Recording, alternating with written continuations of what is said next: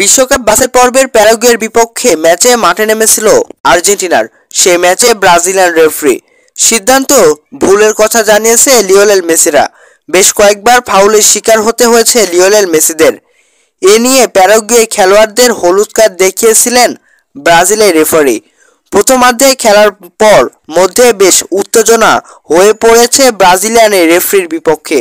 Brazilian referee এডিসনের সাথে তর্কে জড়িয়েছেন আর্জেন্টাইন নায়ক লিওনেল মেসি।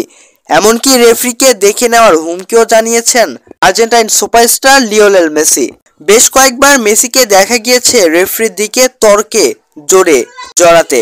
পাশাপাশি কোনো এক বিষয় নিয়ে আর্জেন্টাইন বেশ ক্ষিপ্ত ছিল খেলোয়াড়রা।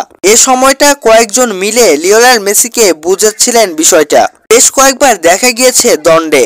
প্রথমার্ধে খেলার পর এমন এক বিতর্কিত ঘটনা ঘটতে দেখা গেল এই ম্যাচে।